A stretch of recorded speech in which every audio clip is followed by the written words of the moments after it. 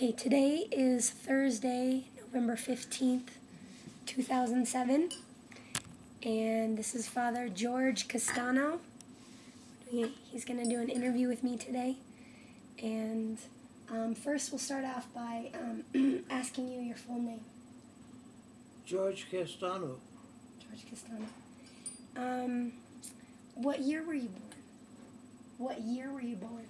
October 26, 1918. 1918. So a lot of things have changed since you were first born, I would guess. I said a lot of things have changed since you were a boy. Yes.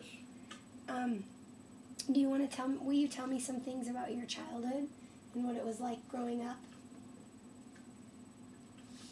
You're Italian, right? Are you?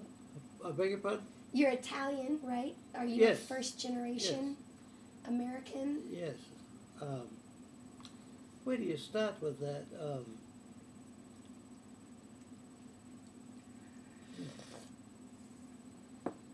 Well, I was born in Brockton, Massachusetts. My folks settled in Brockton in 1896.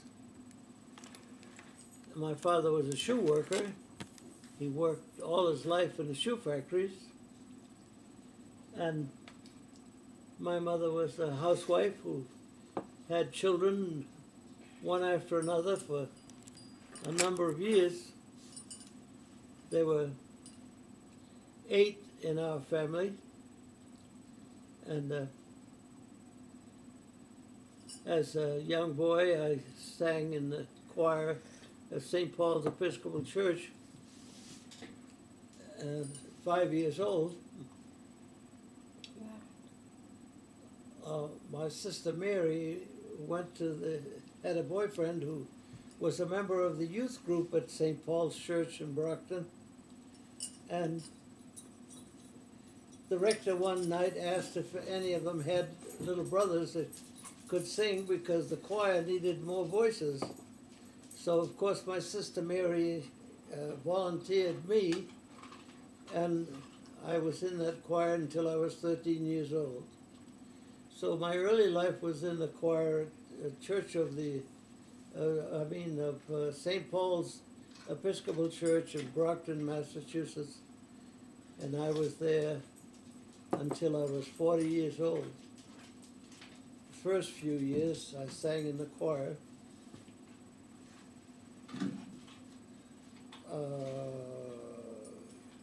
So you're what child are you? What number of the 8 are you? Oh, I'm the youngest of the whole family.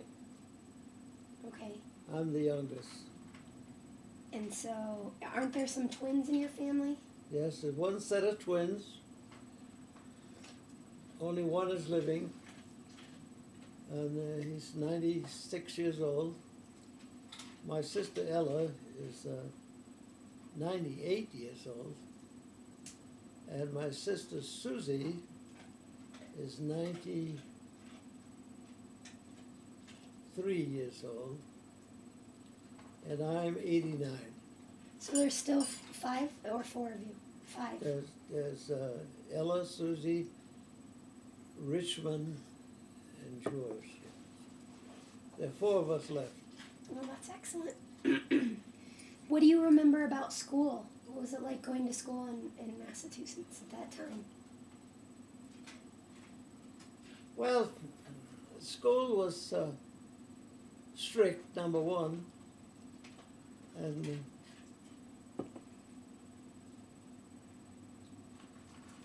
it was not easy for any of us because our parents didn't speak English very well, so that we didn't have much help at home. So school was not an easy thing for me all of my life. I went to the Packard School in Brockton when I was for grade school. I went to Lincoln, junior, 5th and 6th grade, Russell Junior High, and high school, Brockton High School. Graduated in 1937, and went on to college. What else? Let's see. So do you speak Italian in the home? Yes, we did. Mm-hmm. And It was a terrible Italian. It was half English and half Italian. so do you feel like you have forgotten your Italian, or No. I can still speak a pidgin Italian. It's awful. uh-huh. And I recently took a course in Italian, and I kept slipping back into the dialect, and the teacher didn't like that very much. Because she was teaching the pure Italian from Tuscany, and my folks came from the southern part of Italy, in a little town called Gasparina, in Reggio Calabria, in the southern part of Italy, the southernmost part of Italy. And what brought them to the United States? Necessity for work. Mm-hmm. There wasn't much work in Gasparina except for growing olive trees and planting grape arbors and making wine and pickling olives, and there wasn't much to do in Gasparina. And my father heard about all of the prosperity in America in 1890 and saved up enough money to get here. And he got here in 1896. My mother came at 1900 because it took him 5 years to get the money to get her over to America. And she had two boys by that time, Sam and John. Both became quite famous people. Your brothers? Yes. What are they famous for? My brother John is a great artist, does great work in art. And Sam became a great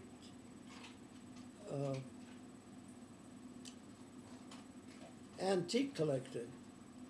He had a shop in Brockton, Massachusetts called the Castano Hobby Shop. Mm-hmm. And he did that for maybe 40 years. My brother John also 50 or 60 years in the fine arts business with a studio in Boston, Massachusetts. You've had a lot of jobs, and I was wondering if you could tell me about that. And also, I've heard that you've invented 2 things. Oh, several. So I'd like to hear about some of your inventions and the jobs that you've had. Well, I was trained in Wentworth Institute in Boston, Massachusetts, as a machine design draftsman. Mm-hmm. Part of the machine design work was a course in machine shop practice and woodworking practice, and when I got out of the Army, I started a little business called the Castano Engineering Company and developed many things. Mm-hmm. I have a patent, a full patent in Washington on a builder's line holder, which is a device for holding a line across the corners of a building when you're building bricks. Uh-huh. And that was a pretty successful piece. I made the first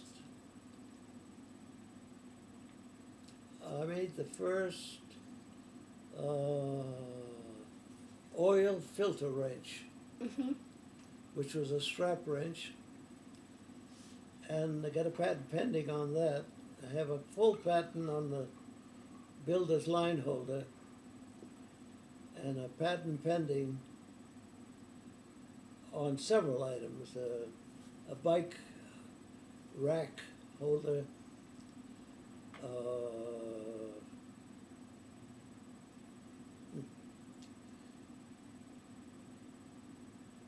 I'll have to think about that. Well, you have a lot of things. You owned a machine shop. And, Yes, I had the machine shop for 18 years. And then what did you do afterwards? I Well, heard you were in after the that, Army. I was very active in the church all my life. As I said, I started out as a choir boy at a very, very early age and stayed right with my home parish church until I was 40 years old.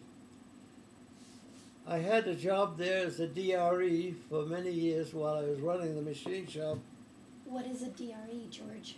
Director of Religious Education. Okay. And I did that for about 17 years. And I had great youth groups, 40 middle schools, young people, and about 60 high school students.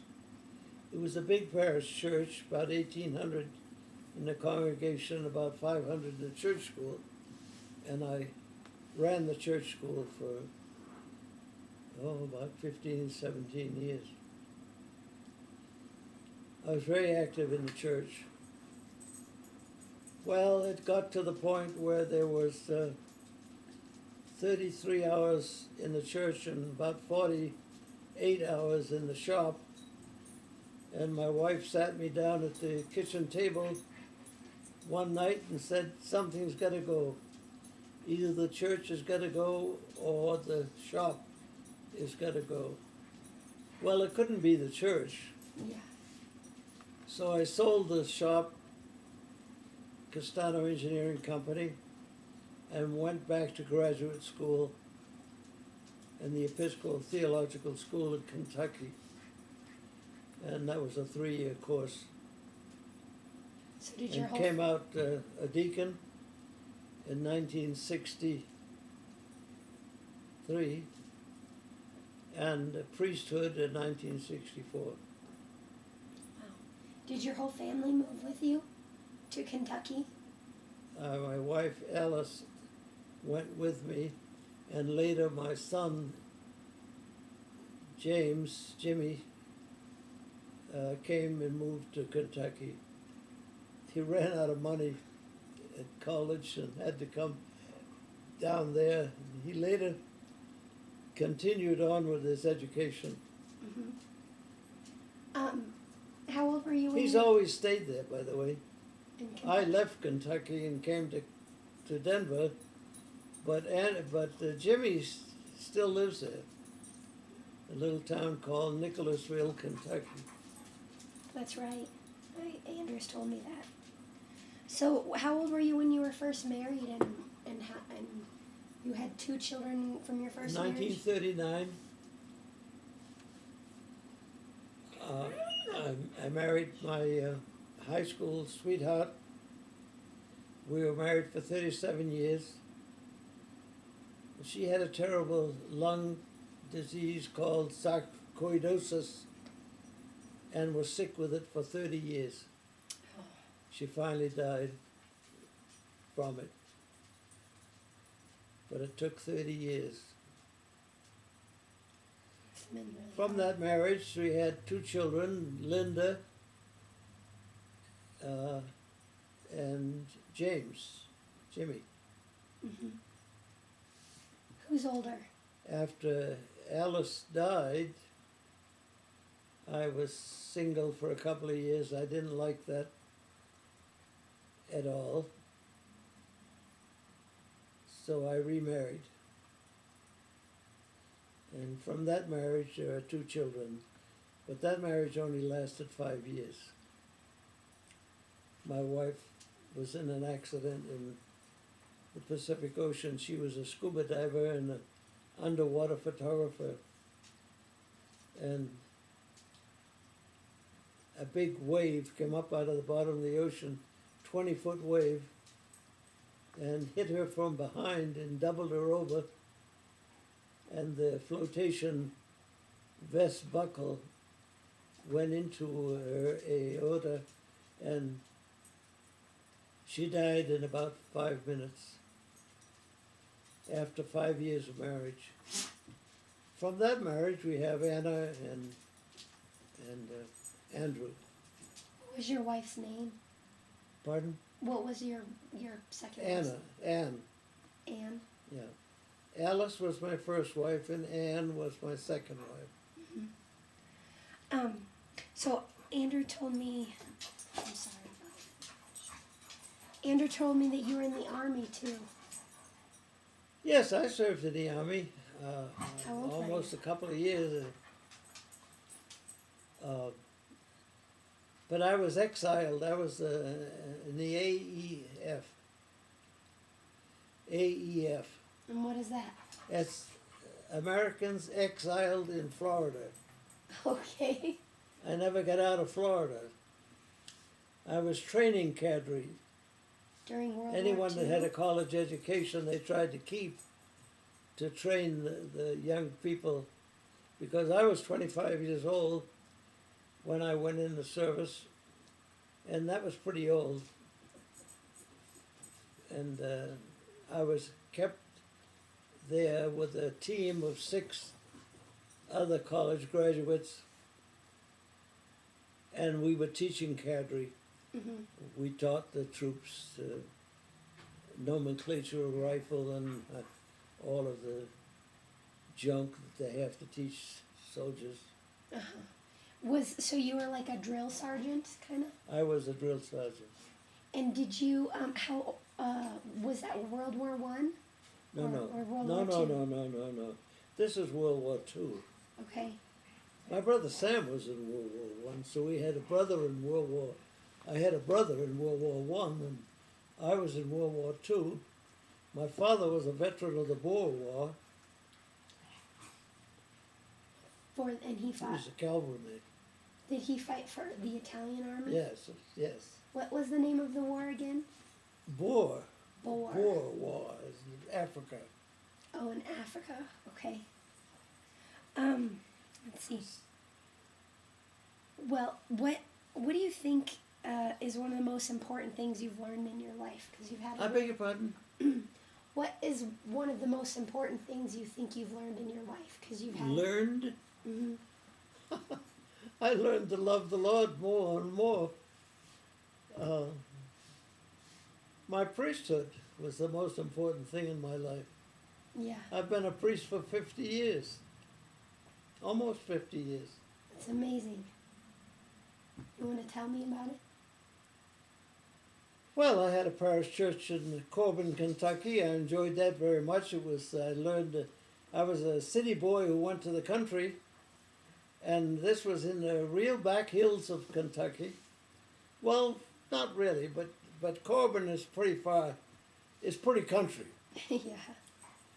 And I learned a lot about how to live in Kentucky. I was there for 8 years. When I graduated from seminary, I was given a mission church in my middle year, which was unheard of. But anyway, I had to do it because I had so much experience in the church. I was 17 years as a DRE, and Bishop Moody knew that, and he knew the church very well. So he gave me a job that came open in a little town called Corbin, Kentucky. And I learned how to live down there in Corbin. St. John's Episcopal Church was a beautiful little church. I never knew where the key was to the front door. Today, all churches are locked. But when I was first priested, no church was locked. Churches were always open. Did you know that? No, I didn't. They never locked a church. People needed a place to rest and to sleep and to whatever. The church was always open to them. And that's one of the sad things about the church today. You can't get into a church. They're always locked.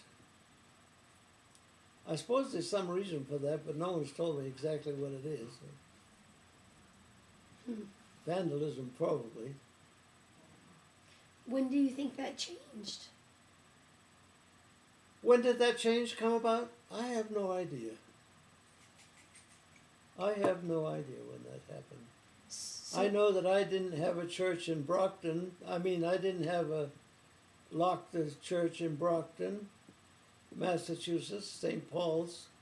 I didn't ever lock the front door in St. John's Church in Corbin, Kentucky. And I never locked the church at St. Peter's in Denver. So I was in St. Peter's Church in Denver for 18 years, and it was always open to the public.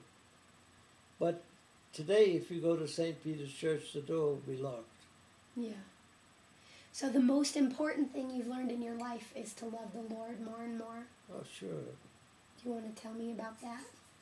Well, you just love the Lord and do as you please. And it's made your life good. Because if you love the Lord and you do as you please, means not that you can raise Cain and do anything you want to.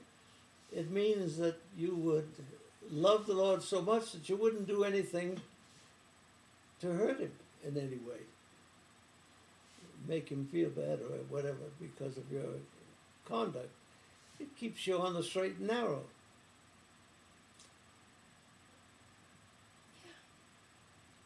It'd be kind of neat if Andrew would think about seminary after college. He has it, I think. Yeah. I think he has real potential. He doesn't know it, but I think he does. I agree with you. Anna, too, is quite amazing. Pardon? Anna's quite amazing as well. Your daughter. Anna is a wonderful young woman. Well, they both are. They're both great kids. Anna worked awfully hard and graduated with a degree in science and got a good job and doing real well. I'm proud of my kids. Yeah, Linda. Andrew's back in school. Yeah. He's enrolled at Regis in some kind of a computer course, and I think he's going to finish. He's going to get his degree. And that makes you happy. Linda's very famous. That's my oldest child. And she does all of the music. She writes all of the music for the Children's Playhouse on Martha's Vineyard, Massachusetts. And she's a great songwriter. She has a wonderful voice. When she was a real young girl, she even did the chants for the Jewish synagogue. She has a well-rounded degree in music. Mm-hmm. She's a great gal. Jimmy was he's a graduate of the police academy in Lexington, Kentucky, and was a police officer for 25 years. Wow. And after that, he was a town manager for the little town of Nicholasville, worked from the mayor's office, and I think that was another 10 or 20 years, I don't know how many. But he has 2 pensions, and he's only a young man even today. How old is he now? He's 60. Yeah, he's young. And of course I can say he's a young man because 30 years difference. Well, you're going to be 90 in not, well, a few months. Next year. A year. October? When is your birthday? On October 26th, let's see, what's this, 89? What? Yeah. 90. We should, We should have a big party, George. In the year 90, I'll be 90 years old. No, that's not 90. It's 2008. 2008. I'll Yeah. be 90 years old. Okay. I have a couple more questions that I have to ask for my class. What? What do you think about 9/11 and all that has happened since? Maybe that's when the churches started to get locked up. I don't know. What do I think about 9/11? Well, apparently we're not very well liked in some countries of the world, and I don't know if it's because we're so successful and in America, it's such a nice, wonderful place to live, and not so good in some other countries. So we're not very well liked, and I think people try in any way to hurt us. And that's what they did in 9/11. They simply took those airplanes and crashed them into a building. A terrible, terrible thing. It was a terrible thing. Yeah. What do you think about what's happened since, like the war in Iraq and just like the different things about? I've always felt that we have reached an age, and certainly in intelligence, so that there's other ways to get out of economic problems besides killing each other. I don't believe that there's any need in this day and age for wars of any kind. I think that we should be able to, with the intelligence that we have, to solve problems without fighting. Somebody has just got to wake up to the fact that we can solve things without shooting at each other. If you had one piece of advice for the president, what would it be? For the President of the United States? Yeah. Well, I doubt very much if he'd listen, but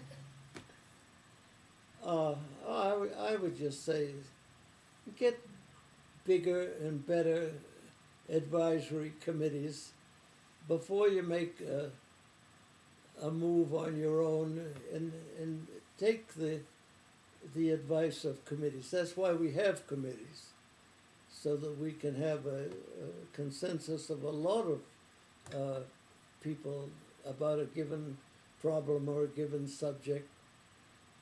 Just seek the advice of many people before you make a decision like war. Will you share a special memory with me? Memory? Yeah, some special memory or story in your life that makes you happy. Memories. I have lots of memories, but I think it's something should be included in this little interview. That's a memory, and a happy one. When I was a real young boy, my father bought me a guitar. 1935. My father bought me my first guitar. And I learned to play the guitar by myself, and then I had a few lessons. But I always enjoyed playing the guitar and singing. Mm-hmm. And I did that forever. I've always had a guitar and always able to sing songs and learned a lot of songs. And when I was in the Great Depression, which was a very sad part of my life, I learned a couple of things. One is to not throw anything away, to save everything. And if you don't believe it, look around. I never threw anything away. And I had my guitar for all those years, And when the arthritis got so bad in my hands that I couldn't handle a 6-string instrument, I moved to the ukulele. But I always played the ukulele. In 1929 to about 1937, when I went away to college, I carried a ukulele under my arm everywhere I went. I still have 6 or 7 ukuleles. I enjoy the ukulele. I go to ukulele meetings once a month on a Saturday morning, and we have a group of ukulele players, and we all play ukuleles. Which, And it's a great, great enjoyment for me. I started to say a thing about the Depression. yeah, please tell me. It was very, very difficult for my mother and father to get money for college. And everyone that I know of that went to college had to go to get a job or some way to help with the tuition. Well, since I played the guitar all my life, I thought I would get a little trio together and play in the Rathskellers and in the bar rooms and in the places like that, and I did that. We had a guitar, a bass, a guitar, a piano, and drums, 3 pieces. And we played from 8 o'clock till 11 or 11:30, and I think we got $8 a night. Wow. And that was during the Depression? During the Depression, while I was going to Wentworth Institute in Boston, Massachusetts. Gasoline was 12 cents a gallon, 8 gallons for $1. Wow. Would you believe that you could get 8 gallons of gasoline for $1? I believe it, and I wish it was today. So gasoline was 8. I had a little 31 Chevy. My brothers, the twins, bought for me so that I could go to Boston, commute from Brockton to Boston. It's about 26 miles. And I think it cost me about let's see, 12 gallons for $1. Maybe I had to fill it twice a week. So it was $2 a week to get to Boston Wow. and back while I was going to college. And I learned a lot singing in bar rooms and places like that, because I've never touched alcohol to my lips. I don't know what alcohol tastes like. Wow. We had wine, of course, at home. I made wine all the time, but no hard liquor, ever. And the reason for that is these 3 years that I played guitar and sang songs in bar rooms, where I saw people as old as my mother, ladies as old as my mother, drunk. And when I saw what alcohol could do to people, I've never touched it in my whole life. I've never touched alcohol, never allowed it in the house. I have sneaky kids who go out and sneak it, but that's their business. But I would never have it. I would never have it in the house. Depression. I worked singing and playing guitars for 3 years as I went to Wentworth. And Wentworth Institute, by the way, is one of the finest technical schools in the country. I think all young people should really look at Wentworth when they're thinking of college. Yeah. It's a great school. George, would you like to sing a song on the ukulele for me? I'd love to. Okay. Let me pause this.